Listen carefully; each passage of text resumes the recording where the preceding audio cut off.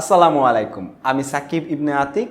তোমরা কি image format সম্পর্কে জানো? পরিচিত কয়েকটি ইমেজ ফরম্যাটের নাম তোমরা হয়তোবা শুনেছো অথবা দেখেছো। তোমাদের মধ্যে অনেকেই জেপিজি এবং পিএনজির নাম শুনেছো, কিন্তু তোমাদের মধ্যে অনেকেই জেপিজি এবং পিএনজির সাথে পরিচিত নয় এবং কখন কোনটি ব্যবহার করতে হয় সেটাও তোমরা জানো না। আজকে আমরা জেপিজি এবং পিএনজি এই দুটি ইমেজ ফরম্যাট সম্পর্কে আমরা বিস্তারিত জানবো।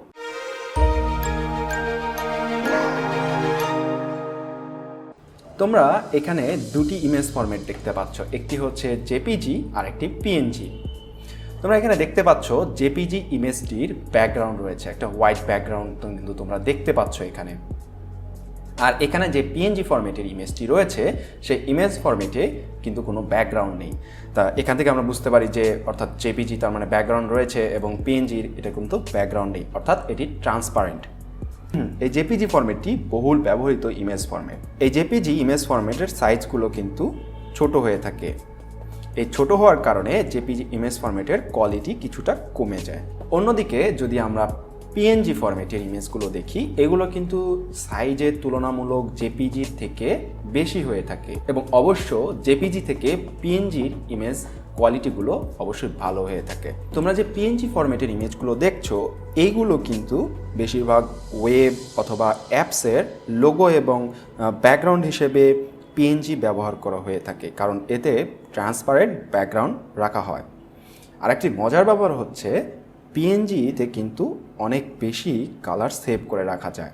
আজকে আমরা জানলাম জেপিজি এবং পিএনজি ফরম্যাটগুলো কেমন হয়ে থাকে। আচ্ছা, তাহলে এখন অনেক সময় তোমরা দেখবে যে জেপিজি ফরম্যাটগুলো তোমাদের কোনো ওয়েবসাইটে অথবা তোমরা কোনো ফর্ম ফিল আপ করে থাকলে তখন তোমাদের কিন্তু জেপিজি ফরম্যাটগুলো ব্যবহার করতে হয়, কারণ এগুলো সাইজে অনেক ছোট হয়ে থাকে, সেহেতু জেপিজি ফরম্যাটগুলো ব্যবহৃত হয়ে থাকে। এখন ধরো তোমার কাছে আমি ডেস্কটপে চলে যাচ্ছি, ডেস্কটপ থেকে তোমরা দেখতে পাচ্ছ যে ফরম্যাটগুলো কেমন থাকে। আমি যেমন একটি ইমেজ তোমাকে দেখাচ্ছি, image.png।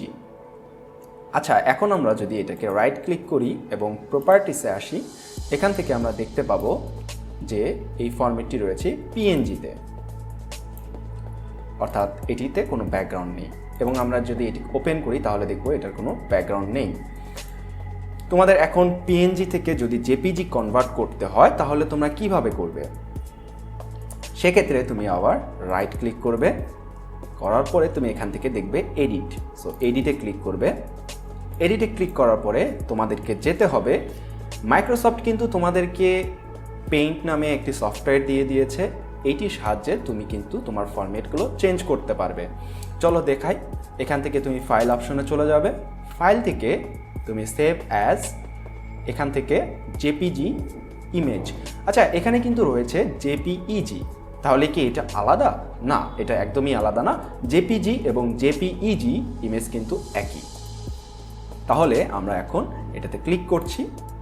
ক্লিক করলে আমরা এখন সেভ করব। সেভ করার ক্ষেত্রে আমাদের কিন্তু ফাইল নেম রয়েছে image.jpg এবং টাইপ দেখা যাচ্ছে জেপিইজি, এবং এগুলোর কিন্তু অনেক ফরম্যাট তোমরা দেখতে পাবে।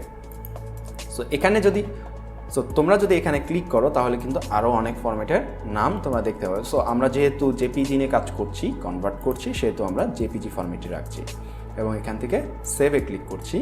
এখান থেকে একটি ওয়ার্নিং মেসেজ তোমাকে শো করবে, any transparent will be lost if you save this image, do you want to continue? So এখান থেকে যদি তুমি ওকে দাও তাহলে ইমেজটা দেখা যায় কি হয়। সো আমি ক্লিক করলাম। এখন আমি চলো আমার ডেস্কটপ থেকে দেখাই। সো আমরা ডেস্কটপে দেখতে পাচ্ছি আরেকটি ইমেজ হয়ে গিয়েছে, সেটা image.jpg। আমি আবার রাইট ক্লিক করছি এবং প্রপার্টিস আসছি।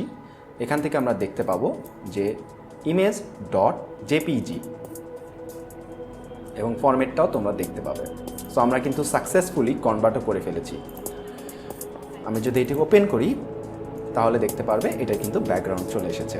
এখন যদি সাইজ কম্প্যারিজন করতে যাও, আরও কিছু দেখতে যাও, তাহলে তোমরা কিন্তু প্রপার্টিস থেকে এর সাইজ কেমন রয়েছে তোমরা দেখতে পাবে। সাইজ কিন্তু 35 KB।